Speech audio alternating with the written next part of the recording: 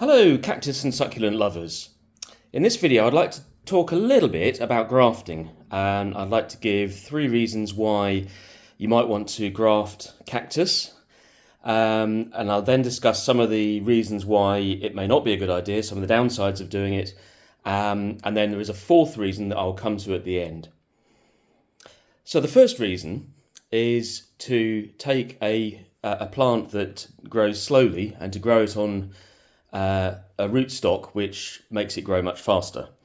So what I've done is I've selected from my collection here 4 examples which show exactly what's happened. So this first example is Astrophytum Asterias, and here is a little seedling that has been growing on its own roots very happily but fairly slowly. And here is one of its brothers or sisters that germinated at the same time and has been growing on this Variegated rootstock. And as you can see, there is a big difference in size. It's grown very, very quickly. These are probably just under a year old, so you can see the difference there. My second example, again, this is a Pachinoi Bridgesii cross, and you can see that this is one that's grown on its own roots in more or less the same conditions as this one, which is much bigger. As you can see, the growth is much quicker. You actually get the plants expressing their adult characteristics much sooner. And this third example is another cross, not quite the same one, but it's the same, sown at the same time. So here we go, there's the one that's grown on its own seed, and there's one that's been grafted. And my final example I want to show you, this is something a little bit different. So this is an Astrophytum Asterias nudum is the variation, and this is the one that's growing on its own roots. Let's see there, looking very nice, but still fairly small. This one, again its sibling, was grafted, in this case, onto Cactus geometrizans, which I'm told is a pretty good grafting stock, but I haven't had many to play with, so I've got a few more that I want to do hopefully this month. So as you can see, it's grown much quicker. So that's the first reason why you want to graft cactus, to accelerate the growth, and also sometimes cacti grow on their own rootstock. The roots are not necessarily very resistant to things like damp and cold. So in this case, I've chosen on these 3 to use Variegated spatulata, and it's much more resistant to rot. You can keep it fairly moist without any problems at all.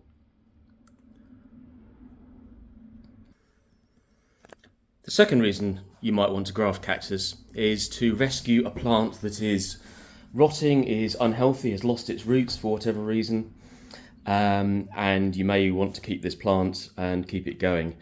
Now, in a previous video, I attempted to rescue Mammillaria elongata cristata. My plant rotted and I had a small amount. As you can see, my graft wasn't really successful. It didn't die straight away, but it's gone fairly yellow, and I don't think that's going to survive. And of course, the grafting stock is now given out a pup on the side, so I'll come to that in a minute. I also, in a previous video, showed this graft that was on Variegated. I'm not absolutely sure what it was, but I cut the top off because the top of the stock is not looking very healthy, or at least it wasn't looking very healthy.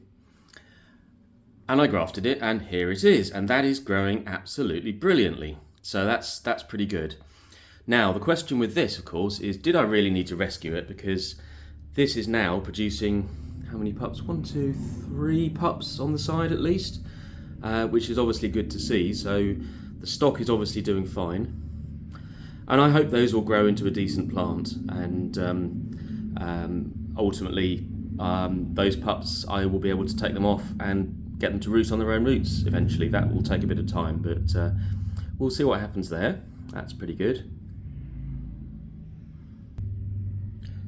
The third reason, I don't actually have any examples of, but sometimes you get cacti which are variegated, they don't produce their own chlorophyll, or they don't produce very much chlorophyll. Those would not survive on their own roots. You've probably seen what's often sold as moon cactus, which is a gymnocalycium, bright red or sometimes orange or yellow top grafted onto Hylocereus rootstock, a sort of triangular cactus. And they're often sold in garden centres. They don't tend to survive very long because the rootstock is not particularly good at surviving long term. It tends to be quite prone to cold conditions. But what I have here, I don't know if it's easy to see, one of these seedlings appears to be variegated. One side is green, the other side is yellow.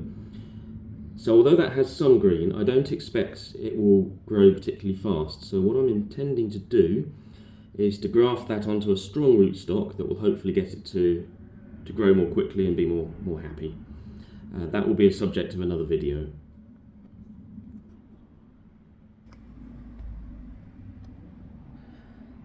Now I'd like to talk a little bit about the downsides of grafting. So some people say that when you graft a cactus, the growth form you get of the scion on a rootstock other than its own is not natural. And there's probably some truth in that. I mean, you're accelerating its growth over and above what its own roots would do. You tend to accelerate the growth of adult characteristics. They come a bit earlier than you would expect in something that's on its own roots.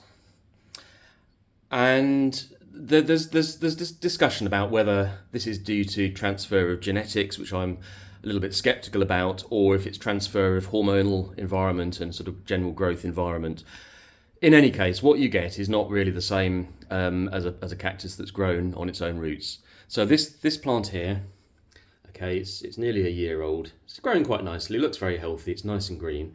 And in probably about 5 years, something like that, this will be this size, give or take. Maybe a little bit less than that. So Pachyceres pringlei is not necessarily the slowest of growing. It's not like the saguaro cactus, Carnegie gigantea, which grows extremely slowly, although it looks fairly similar to it. So I've grafted this because I wanted to accelerate its growth. So that's the first disadvantage. The second disadvantage is that when you've grown something like this, eventually the stock will often die, will become unhealthy. Perisciopsis and Hylocereus are not necessarily known to be good long-term stocks for a number of reasons. They're perfectly good for seedlings and for growing sort of young cacti in the way I've done here, but at some point, I mean, these leaves are starting to go a little bit yellow. I have other ones that have actually fallen off completely. And eventually the stock may well rot, and that's one of the problems. So you have to think about what you're doing afterwards. And the general thing is to take the top off, to cut it, let it callus over, and to try and reroot it. Now, I've not tried that with Pachyceres pringlei. Maybe I will try it, but I'm told that it's very difficult to get it to grow a decent set of its own roots. So although I've got some very good early growth here, who knows where that's going to be if I try and degraft it. The second disadvantage, and this I think illustrates it very clearly.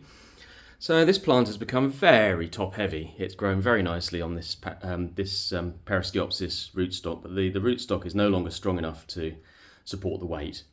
So in this case, sort of a temporary measure, I've sort of staked it up a bit to try and hold it. But actually, the plan with this will be to degraft it, to detach it from the rootstock. And if you look here, the scion is already growing quite a few healthy roots there. So I think this one will probably do very nicely. So that's maybe a task for a few months' time. The stock is still looking reasonably good, so I will leave it. And the third disadvantage, particularly with Perisciopsis, I have a very good example of here because Perisciopsis tends to grow lots of side shoots, and these take the energy away from the plant. So if you're trying to put the energy into the scion, the side shoots tend to grow and take that energy away. So here is a good example. So this is, I think, a ferrocactus, which I've grafted. And I haven't really been paying too much attention, but you can see there is one side shoot. And this other side shoot goes all the way up like that, and it's probably about 60 centimeters tall. This has been at the back of my grow tent, obviously growing very well, but the energy has not been put into the scion, it's been put into this side shoot. So a little bit of attention required there. I should have cut this off probably about 2 months ago as it started growing, but anyway, there we go.